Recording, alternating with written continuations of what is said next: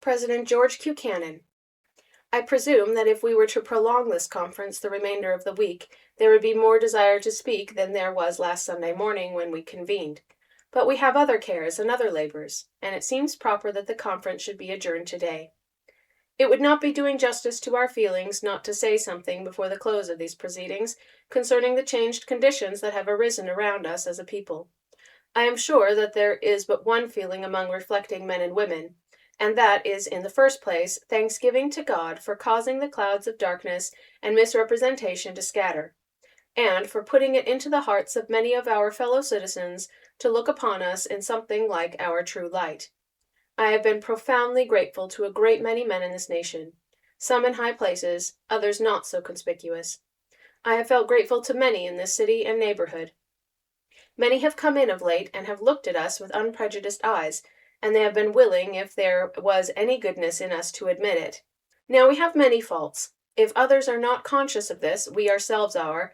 Many may think that we are fanatical. I am willing that we should entertain that view if they choose to do so. But we would like them to believe us to be honest and sincere, however mistaken we may be in their opinion. And I am very glad indeed to see a better feeling growing up in this neighborhood, and I am thankful to the men who have contributed to this. There have been a great deal of courage shown, more than we could have expected. Men have come out and made acknowledgments concerning us that could not have been expected from them under the circumstances, and they have been willing to take abuse in many instances, and have borne it patiently. I feel that as a people we should be very thankful to such men, because when a man comes in our midst as an official, and he does his duty to us, he deserves our thanks. It is so rarely that this has been the course pursued. You would imagine that men ought to do these things anyway, but this has not always been the case. Yet there has been a disposition, I believe, among hundreds of men and women in our community, who have no sympathy with our system or belief, to look upon us, as I have said, in our true light, and to recognize in us any virtues that they may perceive. I would like myself to see that condition grow. I know I speak your feelings and the feelings of my brethren with whom I am associated when I say that we desire to see that feeling increase. We do not want to live in antagonism with our fellow citizens, as was expressed by our friend who spoke. We have shown a disposition to meet our fellow citizens, and there ought to be no quarreling between men because of religious differences. We do not want to intrude our views upon them. We do not want to force our ideas down their throats. We never have done so, at least we think not.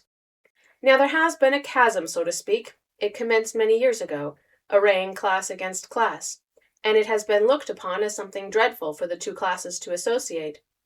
This is a bad condition of things in every sense of the word, in a business sense, in a social sense, in a political sense. There should be no chasm between citizens. I hope that honest men throughout the city and territory and throughout the United States, who may be mistaken about us, will become convinced that we are sincere and honest, and that we are not a lot of intriguers, and that we are not making or forming plots with bad designs, because that is our true character, even if we have to declare it ourselves. I believe that the day is dawning that we will see a recognition of these qualities in this people. Our friends must make allowance for us. There are many things that we say which may be considered improper, but they must recollect that we have suffered. That caused these expressions. They must be charitable to us, as we desire to be charitable to them. That is the feeling which should exist between us and among us. There has been a great deal said about freedom of action and independence, and then there has been much said about taking counsel. I have thought a little about this. I would not like people to get wrong ideas, not even Latter-day Saints, concerning these matters. In political affairs, I will tell you how I have always felt. I do not want to influence anybody only to do that which was right. I do not think any of our leading men have any other feeling. I influence others, if I have any right to influence, as I try to control my family. I present things to them. If they see them in a right light, they will accept them, and if they do not, they won't. So it is in the church. I think that we should counsel together, and if any man has a good idea, we should be ready to take it. I agree exactly with what Brother Merrill said on this point. I think that fathers and mothers can frequently get good advice and good suggestions from their children. I take pleasure myself in talking with my children, and if I lived in a neighborhood where there was an experienced man and wanted advice, I would go to him and ask what his views were. I would take his counsel, if it was good. If it was not, I would not want it. That is the principle upon which counsel is given. and it is the principle upon which we should seek advice. No man can govern his family by thrusting his views upon them unless they are willing to accept them. You cannot govern your children that way. Sometimes they will not come up to your standard. They will not see things as you see them. Can you force them to do as you want them? If you do, after a while you will have a rebellion.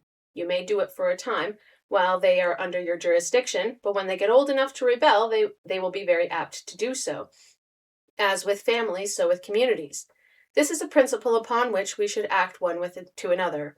If President Woodruff had all the authority that an angel could have, with his disposition, he would not want to force his views on this people.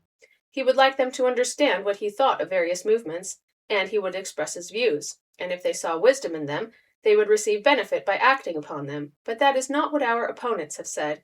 They think that the priesthood, or the president of the church, rules the church and dominates it, and that if the members do not do as they are told, they are placed under a ban. That is not the case, never has been the case. I wanted to say these few words, though they are hastily said and perhaps poorly expressed.